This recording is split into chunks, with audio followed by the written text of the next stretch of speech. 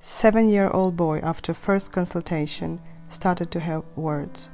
His father knelt down in tears.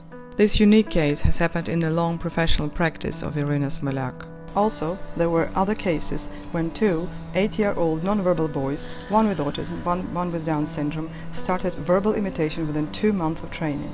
And now, within years of practice, they have developed speech, they're counting and reading. Wonder teacher Iryna, a person that really constructs speech. She set up 3 centers for speech correction in Ukraine with 20 staff and helps 260 families. She conducts intensive trainings in different cities and countries for children and their parents. Also training for trainees, actively sharing her knowledge. I've seen her perform miracles. She has patented her program for speech development in her Speech Constructor Center.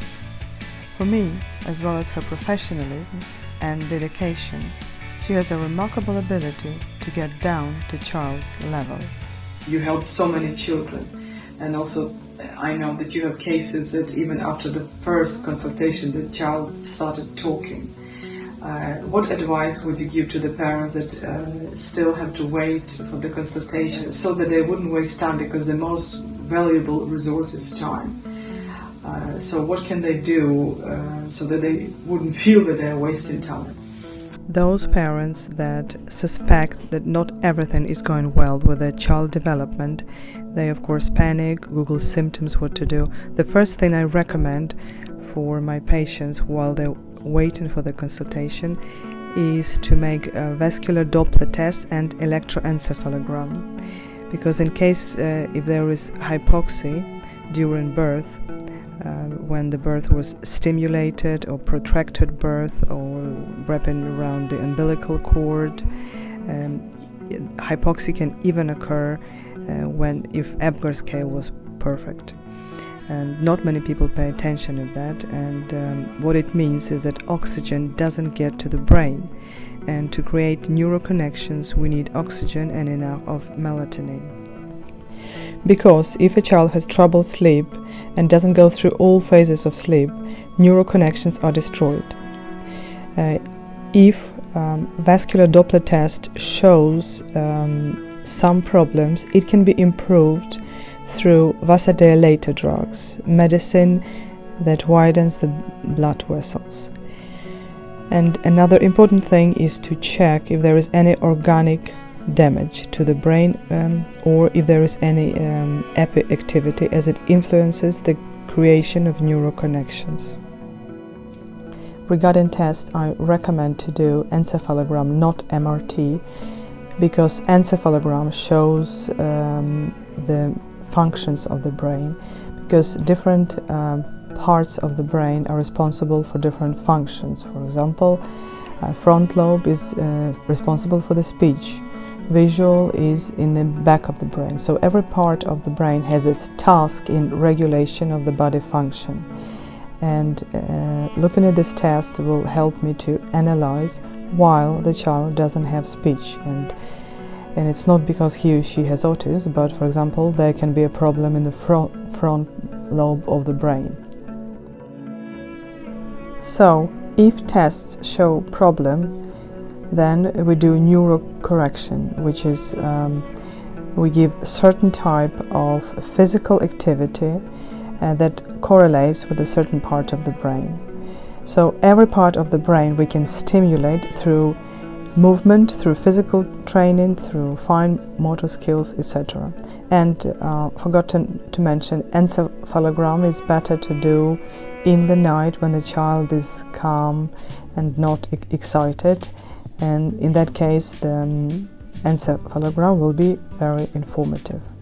All this advice that you gave about the tests, but when they are waiting still for the consultation, what is the first skill, what they can do themselves at home to help their child? The most important skill is imitation. Everything that we do now, walking, washing, brushing teeth, any skill like, I don't know, going to toilet, everything is imitation. So the main task of parents is to teach a child to imitate, like motor imitation, clap your hands, jump, hands up, exercise, verbal, show your tongue, clap your teeth, etc. Just teach to imitate. Not important what it is, just imitation, as it is visual perception, hearing perception, planning and coordination of the body. It is actually the first communication. If we say in a few sentences, in a few words, what is unique about your method? The age or diagnosis is not important for my program of correctional roadmap. It's just basic skills that is important. And in our center we have psychologists, speech therapists and defectologists working together. They communicate and on one strategy and on one roadmap. Psychologists work on passive vocabulary, understanding of the language, reaction of on language, behavior of a listener. Very often child doesn't see broad picture, only narrow and in small detail, and a psychologist has to teach how to see all broad picture, how to differentiate, understand what surrounds a child. And speech therapist has to transfer that passive base, that passive understanding into active through articulatory work, normalization of a muscle tone, sounds, activation of speech, and defectologist prepares a child academically. So all these specialists work together on one correctional roadmap. For example, we have a goal. The child has to start verbal imitation. First we look at muscle tone. If it's not okay, then we normalize it. Then we look at articulatory apparatus, and then we initiate imitation of general gross motor skills. Without that, there won't be any articulatory or verbal imitation. All of that is interconnected. And to reach that goal, we make small plan of small steps. Of course, we put down everything, we have a plan, and which is important, we also make sure that the parents cooperating with us. And whatever happens tomorrow, they have a plan and they can work with their child on their own. So thank you for being with us. Thank you for your time and for your very valuable advice.